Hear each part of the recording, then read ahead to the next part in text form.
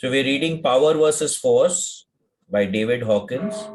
We'll be restarting with chapter 7, page number 115 of the book, and page number 23 of the PDF.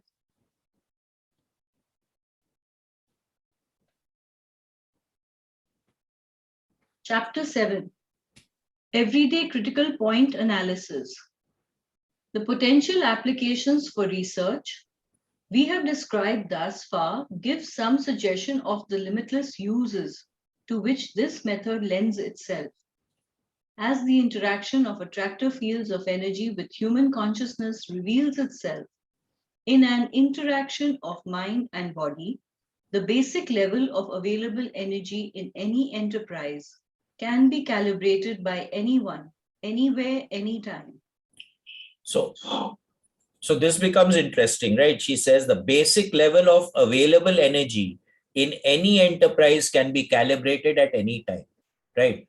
Now, what it means is that we can actually calibrate the energy field of a certain enterprise, of a certain situation, of a certain book. And based on that, we can assess whether it's going to manifest or not, or what needs to be done to make it manifest. This is a very powerful thing about this entire process of levels of consciousness. All that is required is to have two people, one of whom is familiar with the muscle testing technique described in this study. The practical implications are staggering. This tool can be as germinal in the continuing evolution of society as any of the major discoveries of the physical sciences to date. Let us spell out in more pragmatic detail what this could mean in everyday life.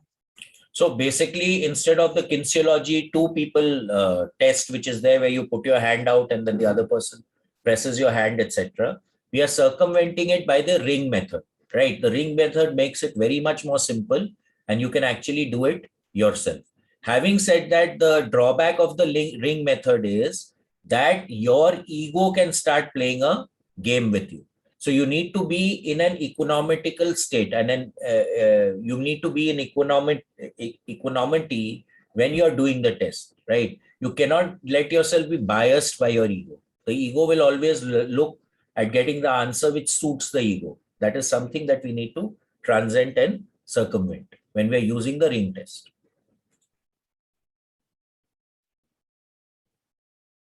All that is required is to have two people, one of whom is familiar with the muscle testing technique described in this study. The practical implications are staggering. This tool can be as germinal in the continuing evolution of society as any of the major discoveries of the physical sciences to date. Let us spell out in more pragmatic detail what this could mean in everyday life. Inasmuch as the calibrated power of an identified attractor pattern is directly related to its degree of veracity or level of truth, it is possible to cleanly distinguish true from false, constructive from destructive, the practical and efficient from the unworkable and wasteful. We can identify motive, agenda, and goal in any project or in individuals themselves. Sheep's clothing need no longer hide the wolf. So basically, by testing, we can actually figure out what level of consciousness something is operating at, right? Now, if it's operating at a lower level of consciousness, then it is destructive. If it's operating at a higher level of consciousness, it is constructive. So what will work, what will not work? How do we do it? How can we make it work? All these things can be discerned by using this process. As we have seen, consciousness reacts decisively to the difference between truth and falsehood. You may instantly reconfirm this by stating your true age. Let us say that you are 43 years old. I am 43 years old and having someone press down on your extended arm. You will stay strong. Now,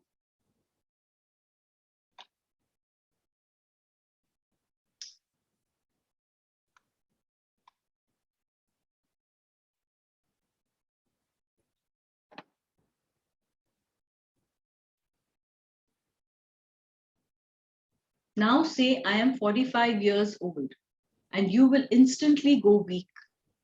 Like a computer consciousness simply answers 0 or 1, true or false. Any ambiguities in the process are introduced by the mechanism. We can identify the level of truth of any statement, belief system, or body of knowledge.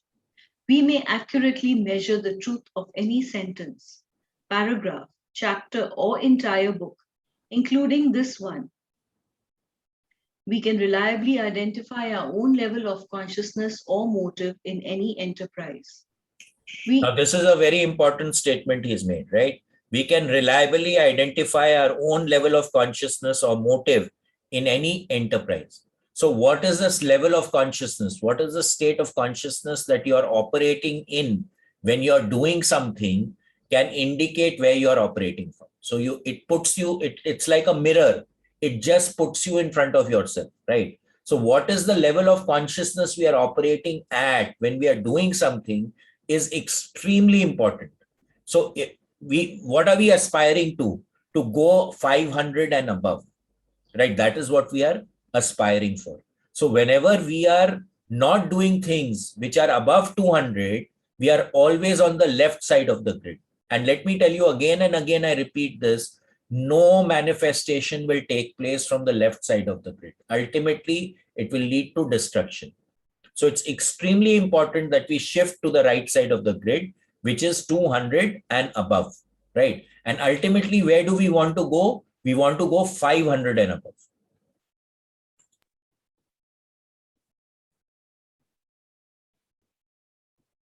We now have available a perspective on social movements and history never before possible. Political research is not confined to the present. We can look back into history to make calibrations. For instance, to compare Gorbachev with Stalin, Trotsky with Lenin, and so on. So again, you're not restricted. You can test for past events. What is the state of consciousness that things were operating from when they were happening? And you can calibrate for future events also. So it can give you an indication as to what is good for you, what is not good for you. What is the trajectory that you should take? What is the path you should take, right? What is the probability of something manifesting? That is something that we can do using this process.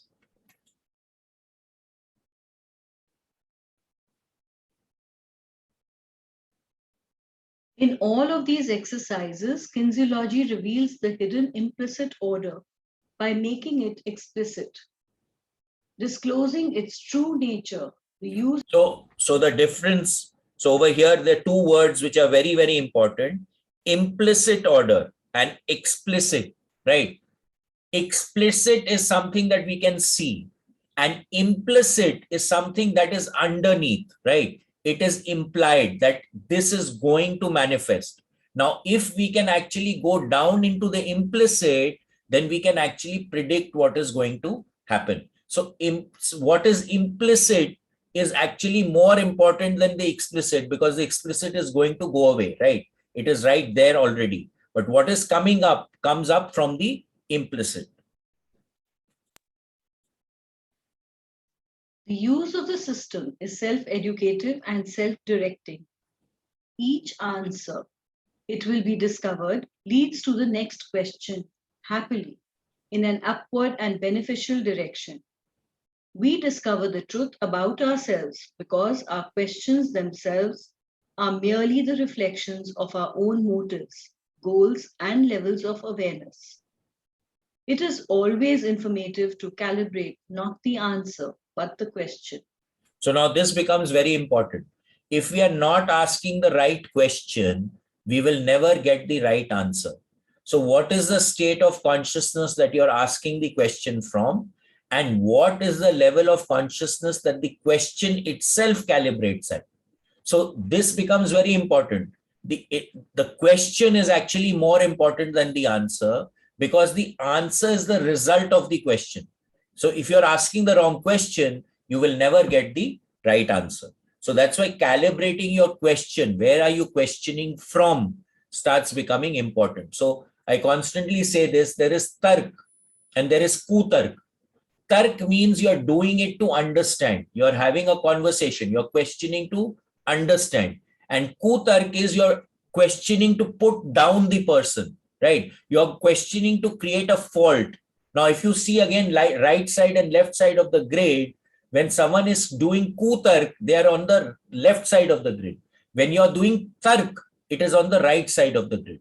So the idea again totally comes about that we must really focus on being on the right side of the grid as much as possible. Otherwise, we are creating a problem for ourselves. Yes, Chachi? So, Niket, the way we frame the question also matters? 101%. If you change the way that you're framing the question, the level of consciousness of the question will change. Okay. And then you will get a more profound answer. The higher the consciousness at level at which the question calibrates, the answer will also come at that level. Na? Okay. If your question is calibrated at a much lower level, then the answer cannot be at a higher level. It's very difficult. That's why it clearly says over here that calibrating the question is extremely important. That how are we questioning? What are we questioning? What is the state of consciousness with which we are questioning becomes very, very important. Thank you. Bhaiya, can you Yes. give an example of that? Of Okay. the difference between a wrong question and a right question? Okay, so how do I put this? For you, so when we told you that stop using the word can't, right? So I could say, stop using the word can't. This is ridiculous. You're not doing it properly. Okay. That is one way. Which side of the grid am I in? Left side. Left side. Now I say, Renuji, see, it is not good for you to use the word can't. Now, every time you use the word can't, you have to give a jurmana. Agreed. That Now, which side of the grid am I operating? Right side. But I'm that I operating right understood. side. Now, How do you put a question? What I mean is, how do you put a question if you're putting a question, asking a question? So how you can ask a that question. become different? Chalo, you ask a question. I don't Arey, know. That's ask why I'm any asking question. you, bhai. Okay. So now you're asking the question to me, right? Where are you asking the question from? Confused state. Confused state, right? Now, would this put you on the left side or the right side of the grid? Left side. Left side, right? Now you reframe in your mind that, you know, this is a beautiful concept, but I need to understand it a little more. So that's why I'm asking this question. Are you getting what I'm saying? Okay, so the question is the same, but it is The from framing is a little different. I'm in a confused state. I can't understand this question. Okay. Right. I don't understand this. Now I'm on the left side. Now you say, wow, this is a beautiful concept and I need to get to understand it more. Okay, understood. Now you're on the right side. I got. Now let's do the ring test, right? So I'm in a confused state. I can't understand this. I'm feeling frightened. Right now, do the ring test and figure out what is the level of calibration of this question. Oh my God. Again, now which side of the grid are you in? Seriously, do it. So when you're in this confused state and you're asking the question, at what level does it calibrate? Is it at 10, 20, 30, 40, 50, 60, 70, 80? 80. It's at around 80. Yeah. Isn't it opened up at 80? Yeah. Okay, so it's calibrating at a level of 80. Now at 80, which side of the grid you're in? On the left side. It is below 200, right? Now, you know, this is a beautiful concept and I really need to understand this a little more for my own growth and my own development. Right now, this is the state of consciousness that I'm coming from. Now, what does it calibrate at? Is it above 100? Is it above 200, 300, 310, 20, 30, 40, 50, 60, 70, 80, 80. Approximately 60 to 80, right? 60 to So 80. what is the level at 350 means acceptance, Ah. right? So now you're asking the question from what level of consciousness? So that means if your mental state is in the right state to ask, your question will anyway get formed in the right way. Correct, absolutely. So where are you operating it. from? The left side or the right side? Got it. So when you are asking the question, the simple trick would be to get the resilience grid in front of you and figure out where you are operating from. माने अगर right side में तो at least 200 से तो ऊपर है. हाँ, ठीक है. You समझ get that? गई. Yeah. Yes, Okay. Raghu ji. Thank you. I think you are right but you can put it also slightly, I think, differently. It's not so the intention with which you ask a question to make the others feel guilty. That's the energy with which you do it. Correct, absolutely. The intention, when you look at it, I may try to make him guilty or I may try to solve the issue. Correct. When you want to write, when you want to be, when it's the energy with which you ask the same question. What did you do? Absolutely. Or what has happened? How can I help you? I mean, the same thing. When the intention has a huge impact on what you are asking, how you are asking. That's Correct. to do with the right grade, but in principle, it's the intention. The other people feel it energetically that I am being attacked. So it becomes a vicious circle all the time. Correct. Absolutely. So what is the state of consciousness?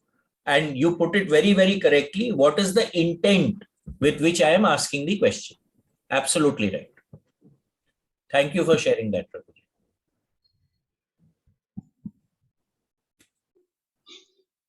Yes, Shimangi. In discussing the process, we must emphasize again, more specifically, some aspects of the form of questioning. Precision in wording is of paramount importance.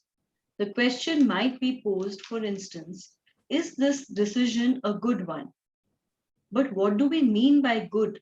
Good for whom? And in what time frame? Questions have to be very carefully defined. What we think is good or bad is merely subjective. What the universe thinks about it may be quite something else. So this is again very important, right? What may be good for someone may be not good for another person. What may be good at one time may not be good at another time. What may be good at one place may not be good at another place, right? So when we again, what we've just been discussing, the precision with which we word and we form the question becomes extremely important. Now in the excursion, when we are doing the one breath technique, I always use this example where I say, I ask a question, will I go to America? Now for however I get the answer, I get yes, right? But what is my actual question? Will I go to America in the month of November to meet my son in LA?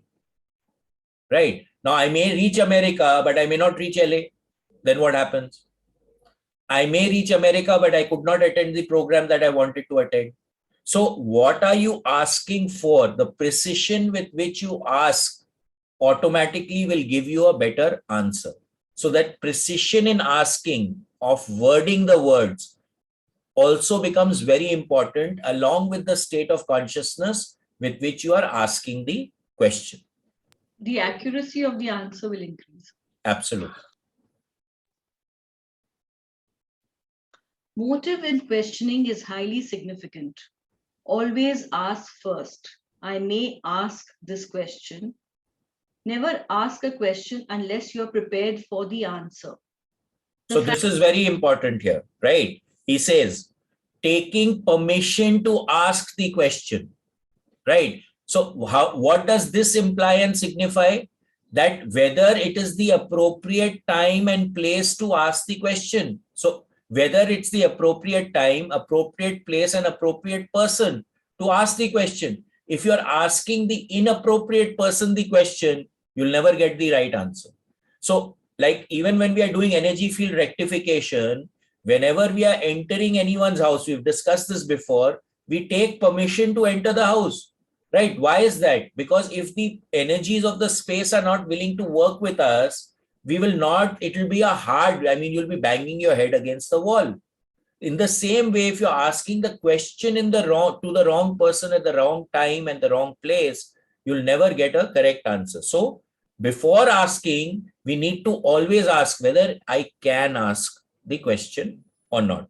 Okay, this is very important. The next thing that it says over here, when we are asking a question, we must be prepared to listen and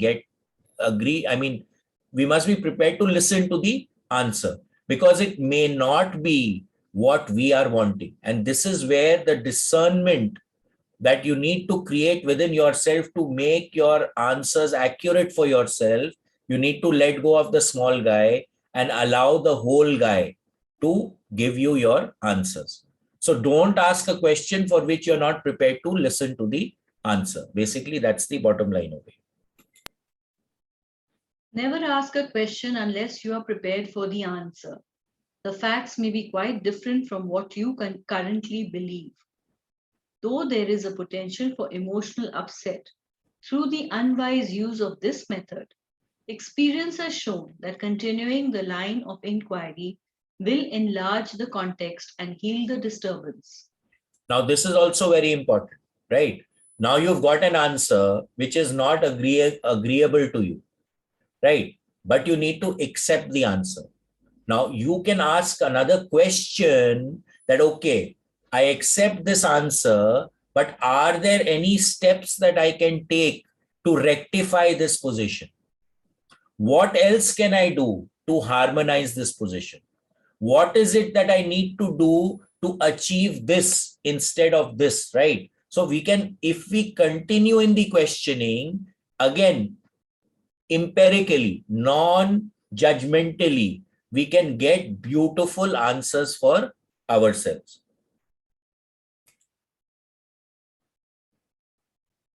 Let us say a young woman asks, my boyfriend is honest, he is good for my life, and the answers are negative. She is disappointed to find his love is selfish and his interest exploitative. But further questions provide a resolution. This relationship would end in emotional pain. Yes, I am saving myself a lot of misery now by knowing this. Yes, I can learn from this experience. Yes.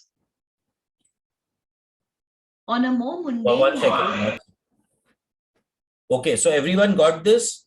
So you can ask a question on a question to gain more clarity and also to get something out of a situation that you consider adverse to you.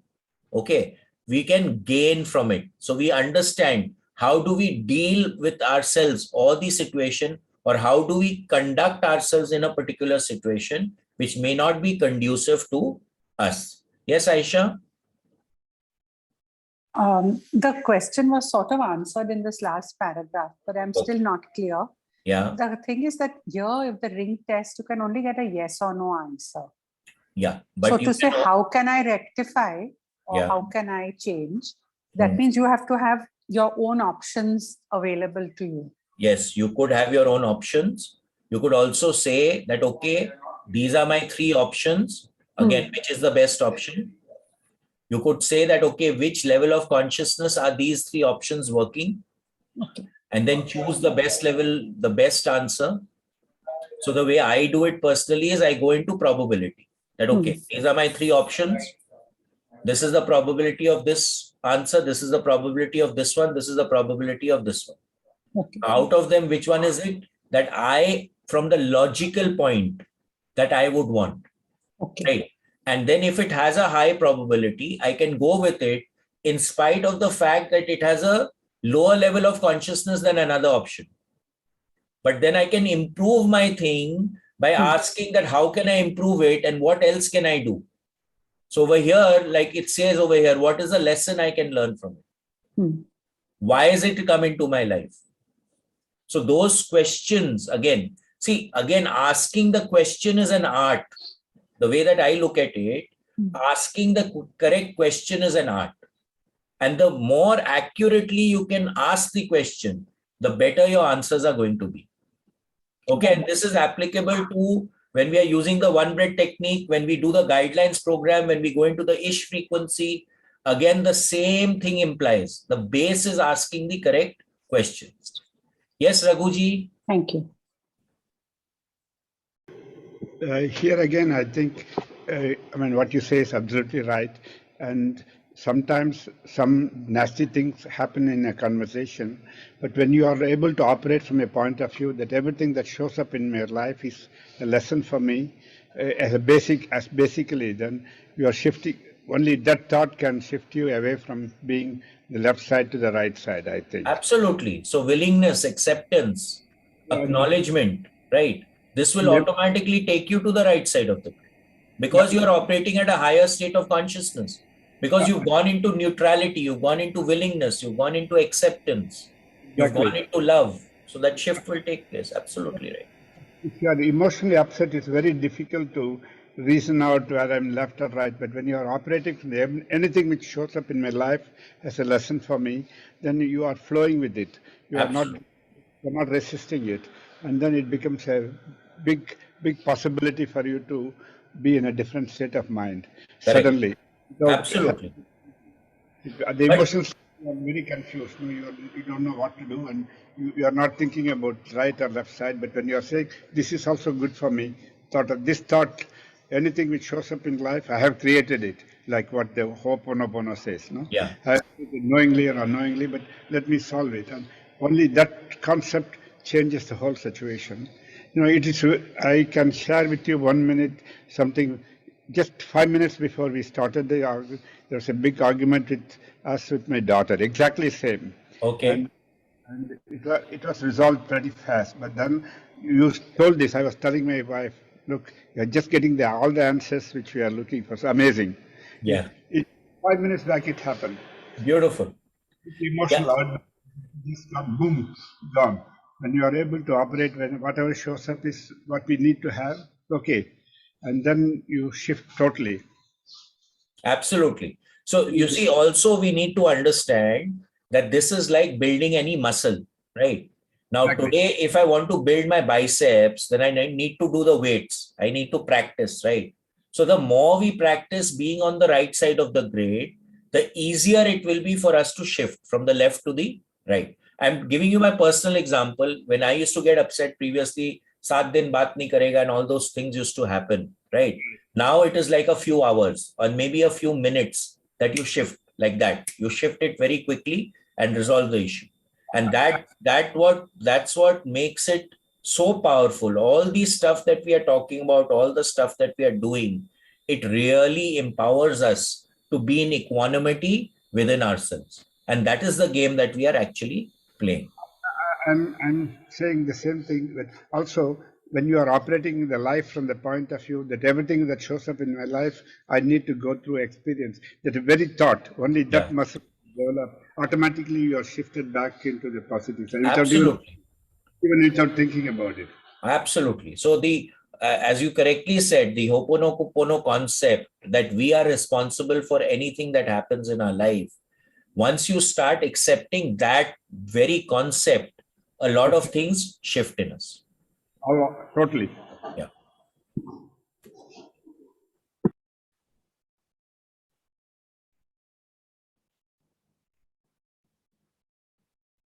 Shimangla. On a more mundane level,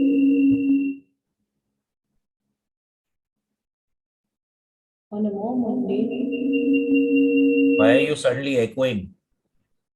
you put on the wrong mic. Okay, sorry. Yeah, go ahead. On a more mundane level, the same technique can determine whether an investment is an honest one or not, or whether we can accurately predict the potential of new developments, not only in marketing, but in medical research or engineering. We can check the safety precautions being used on great oil tankers. We can judge in advance the advisability of military strategy. We can ascertain who is fit to govern and distinguish the statesman from the mere politician. In the case of a media event, we can instantly tell whether the interviewer or the interviewee is telling the truth, and if he is, what level of truth is being expressed.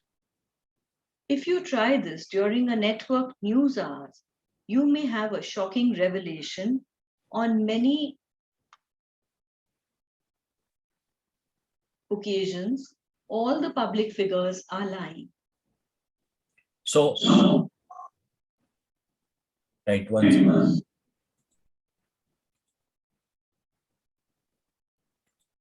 Okay, so again, the point here is that we can actually test literally for anything, whether this will work, it will not work. This guy is lying, he's saying the truth. And this becomes a very, very powerful way of actually distinguish the truth from the untruth. Let's put it that way. Want to tell if that's a good used car to buy? Easy. If a salesman is telling the truth? Simple. Your new romantic interest, a good bet? This is a reliable product? That employee trustworthy? What is the degree of safety of a new device? Will it be successful or a flop? What is the integrity, skill, and competence level of a particular doctor or lawyer? Who is the best available therapist, teacher, coach, repairman, mechanic, or dentist? What levels of consciousness are required to properly discharge the duties of specific public offices? And what are the levels of the incumbents? So this is very important, right? You can actually put square pegs in square holes instead of square pegs in round holes. And this is something, I've been using these techniques for a long time, and I find this happening in many companies. You are expecting something from someone who cannot deliver. Now that's a huge problem, right? Or you're putting a square peg or someone who's not suited to a job to do a particular job. Now that again is not going to happen. And when we force the pace, then again we create a problem for ourselves. Bhaiya, can I ask you a question, please? Of course. You talked about the car. That's an item that you're buying.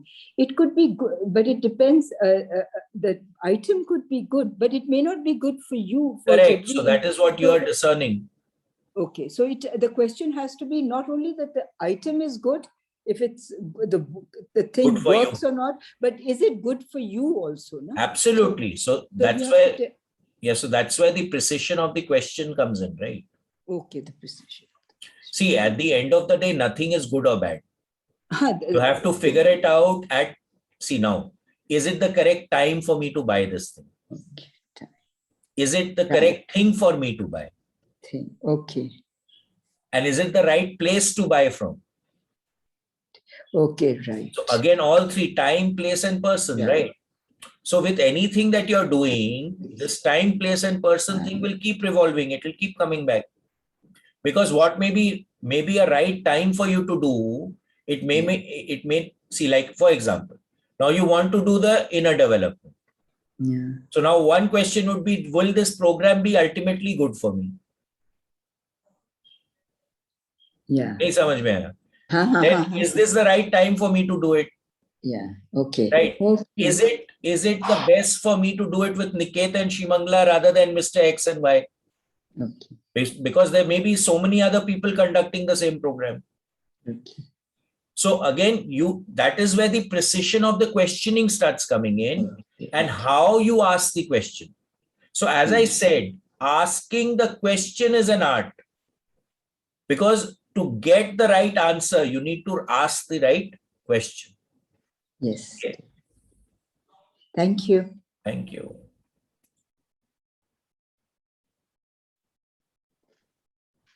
This capacity to instantly differentiate truth from false is of such extraordinary potential value to society that we have felt it appropriate in our research to document and verify some explicit practical applications.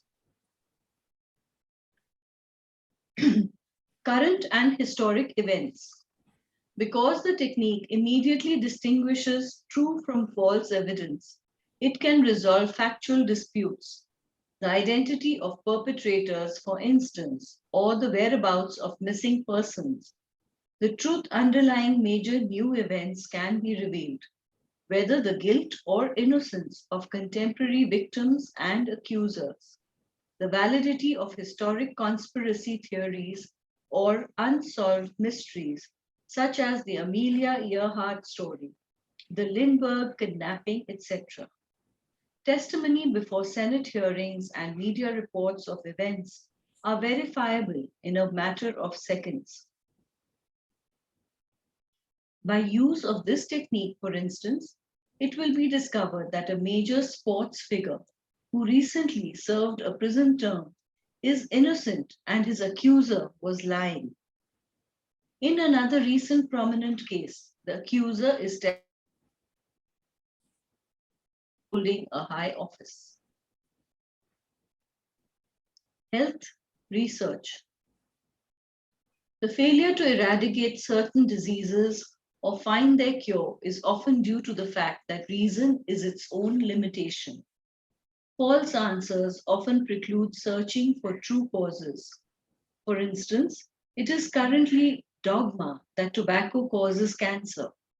Our research, however, revealed that organically grown tobacco tests kinesiologically strong, whereas commercial tobacco tests weak. Tobacco was not noted as a carcinogen before 1957, and it doesn't so now as the result of chemicals introduced into its manufacture at that time. There are other solutions to smokers' lung cancer. Research reported in Science in 1995 indicates that 1 gram per day of vitamin C prevents cell damage from smoking. But the real solution is to identify and remove the carcinogenic chemicals from the manufacturing process. So basically what it's saying very clearly here is that tobacco itself is not cancer causing. It is the chemical additives which are used in the process which create that problem, right? For example, now when you're smoking a cigarette, the paper around the cigarette actually creates more problems than the tobacco itself. That is one of the things which has been proven. So that's why some people started rolling their cigarettes also. Yes, Aisha. So that if I don't want to get sort of clouded by my own questions, because I want a certain answer, I want somebody to be good or bad, whatever.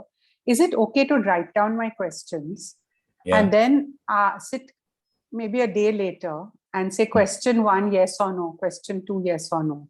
With that paper in front of me without reading it. Anything that works for you, and you can develop a system to get the ego out of the way.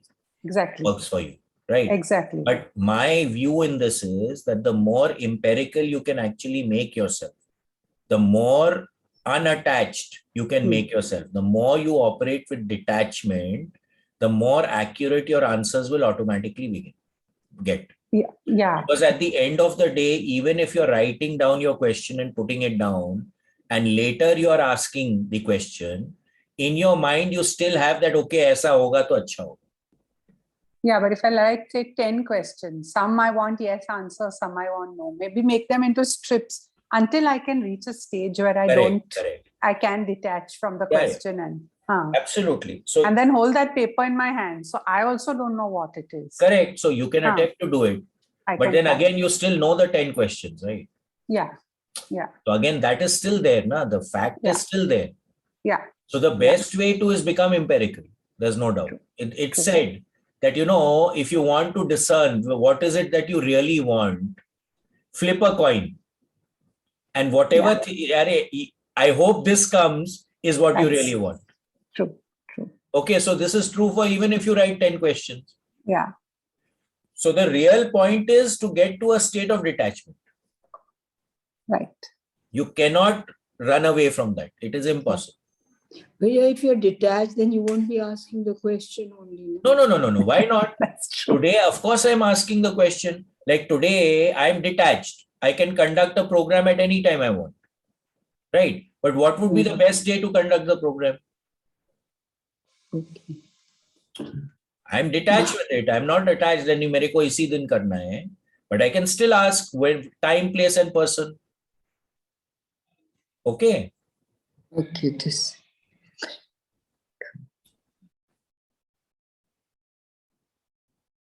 Criminal justice and police work.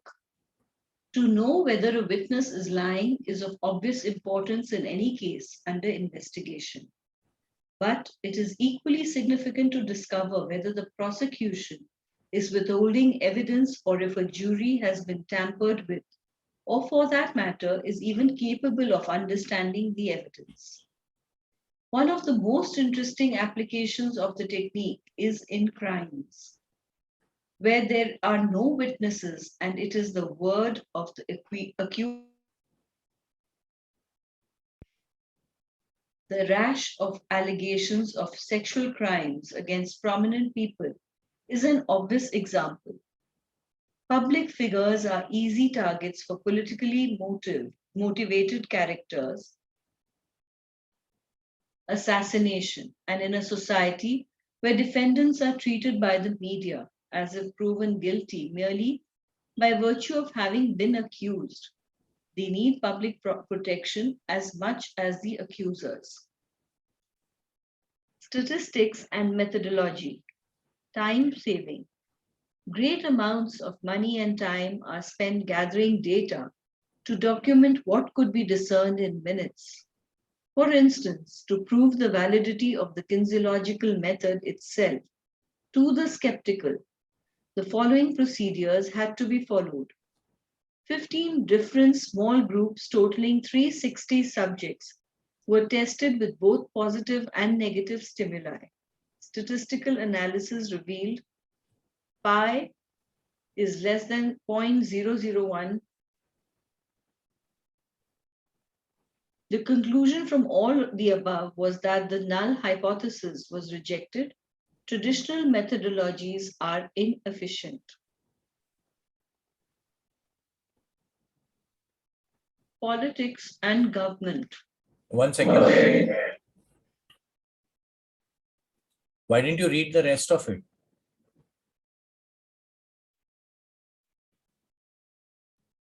Seven large groups. Groups totaling 3293 volunteers were similarly tested. 325 subjects were tested individually. 616 psychiatric patients were tested in groups and individually. The conclusion from all of the above was that the null hypothesis was rejected. Traditional methodologies are inefficient. So when they are saying P over here, it means how much of a deviation there is, right? There was hardly any deviation from what when they empirically got the answer, that means out of questioning, and by testing, they got literally the same results. Hardly any deviation from the results were there. But now if you see that if you're going to ask questions of 325 people, it's going to take a long time, right? Now, if I can do it immediately and get an answer, that makes the process much more efficient. Politics and government. Are our leaders telling us the truth? Is a political figure upholding the Constitution of the United States or subverting it for personal gain? Does a particular candidate have the unique capacity to rise to the demands of the office he or she seeks? Are facts being misrepresented by a government agency or spokesperson? Will a proposed policy actually solve the problem for which it is designed? Such practical issues can now be addressed with more certitude. Political debates and public addresses can be analyzed for factuality, and proposed legislation can be assessed from a clearer perspective.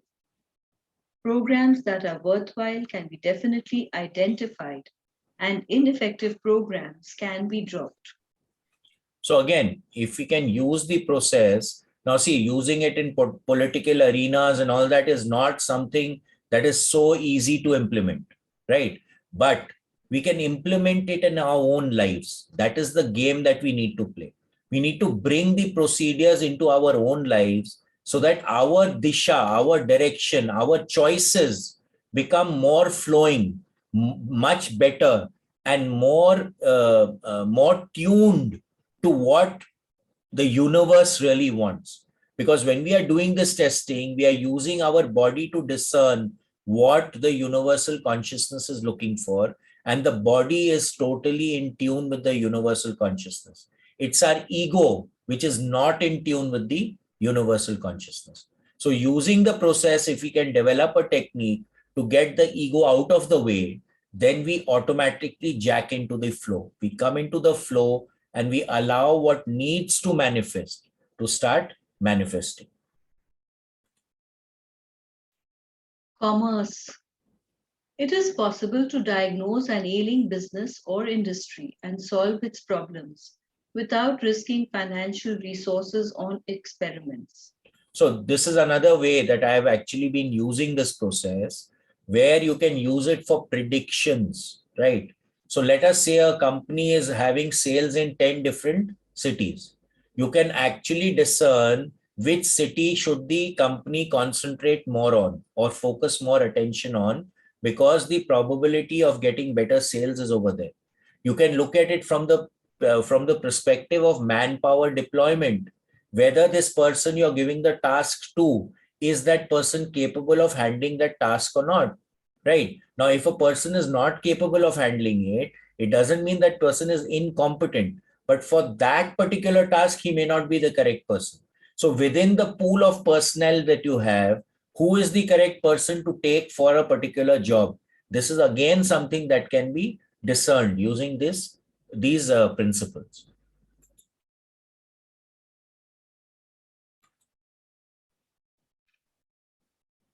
Complete analysis of a business starts with calibrating the current and past levels of collective motivation and the abilities of all concerned in its operation.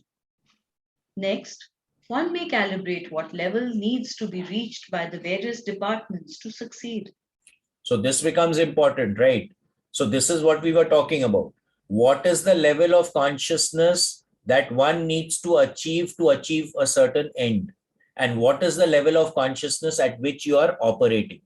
And what else can you do, or what steps can you take to achieve from the level of consciousness that you are in to the level of consciousness that you need to get to for that particular thing to manifest? Again, this process can be used for that. So this is a very powerful way of actually analyzing and understanding how we can get and achieve what we really want to achieve or get.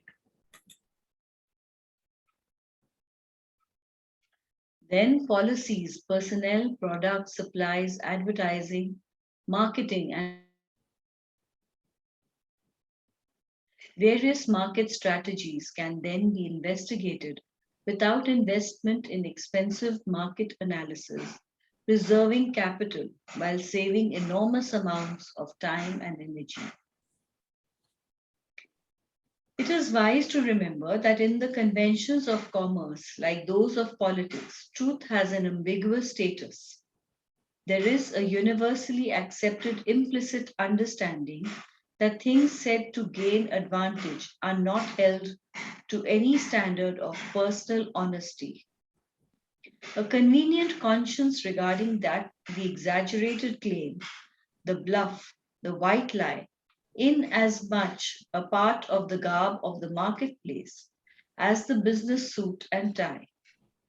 In fact, intriguingly, kinesiological analysis commonly tells us to no longer believe an erstwhile trustworthy person once he has donned a suit and tie. So this becomes important, right? If you're suited, booted, then you're going to manipulate the truth for your own end. So do not trust a person in a tie and a suit. This is what he's saying over here. Therefore, numerous applications arise in everyday business, for instance, to determine whether a bill or invoice is accurate. A padded account will make any investigator's arm go weak, as will inferior quality or workmanship. Fraud and bogus imitations are easily detectable. The technique can quickly differentiate a bad check from a good one, a false diamond from a true gem. Great. So basically what? You can use it to discern, right? What is correct and what is incorrect at the end of the day.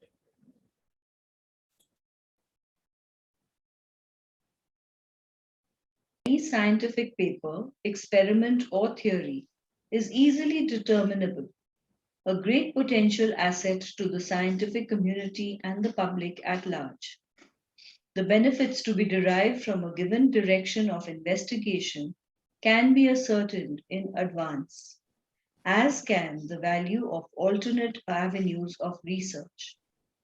Examination of the economics of research projects and the capabilities of investigators and equipment is also of practical value. So again, as I said very clearly, right, that I can have 3 or 4 options. I can determine the level of consciousness from which it is operating, or what is the probability of it manifesting. And using this principle, I can discern what is the best choice to make. Critical factor analysis can detect the point in a system at which the least effort is capable of producing the greatest result. So this becomes very important. The least effort gives the best result. When we start working with these principles, you'll start getting an innate process that, okay, this is the right way to do it. And the moment you start following up with that, you will find you will get into the flow. And the flow will always take you to the least effort, rather it will take you to the effortless way of doing things. The more effort you make for anything, you always need to question, where am I coming from? What is the level of consciousness I'm operating from? How can I change it so that I can become more effortless about doing things rather than making things effortful? When we, again, I'm repeating, when we start saying yes to things rather than fighting it all the time, automatically things start to move. Computer simulation, with all its complex and uncertain variables, is the present state-of-the-art technique for predicting developments and exploring alternative proposals. The built-in limitations of logic circuits, however, can be transcended by the kinesiologic use of the world's most advanced computer, the human nervous system. Quantum non-locality guarantees that the answers to every question are everywhere present, but this in itself can be confusing to a conventional computer. So what does it mean over here, right? That our nervous system is more powerful, more capable, more sensitive to the information which is available in the quantum field and can get information from all over the place at any time, right? Because everything is interrelated and everything is interconnected, and our nervous system is jacked into that communication network. A conventional computer is limited by the logic that it uses. It is not connected, or it will not be able to access the quantum field to derive an answer. So our nervous system is a much better way to access the quantum field and get correct answers than the logical way in which a normal conventional computer works. Clinical fork. In medicine, the accuracy of diagnosis as well as the efficacy of a prescribed treatment can be tested. The technique is also valuable in psychological issues where the etiology of a disorder can be quickly ascertained. One currently controversial subject of investigation that obviously suggests itself is the area of so-called repressed childhood memories of alleged sexual abuse. Facts can be quickly differentiated from false memories elicited in response to suggestion. Freud concluded that most reports of childhood incest he encountered were of hysterical origin, and he finally stopped believing them. Kinsologic testing can be used to back up clinical judgments as well as scientifically controlled investigation because it can transcend the built-in design limitation of double-blind research, which can of itself create the very error it is supposed to prevent. Statistics are no substitute for truth, and in the complexity of biobehavioral phenomena, proximal antecedents can too easily become classified as ostensible causes. The real cause may well be the pull of the future through a hidden attractor field. So what does it mean here? That many times we have certain memories which are created by the mind, and we go into that memory so many times, which is something that is false, right?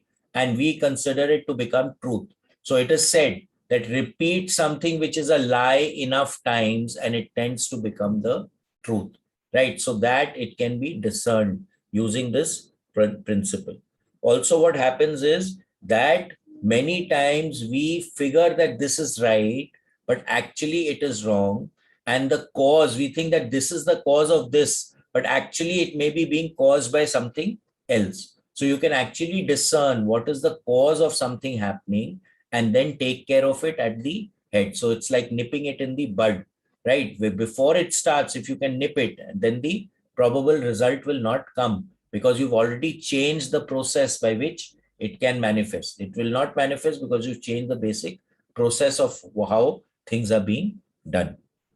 Okay, I think we can stop here today.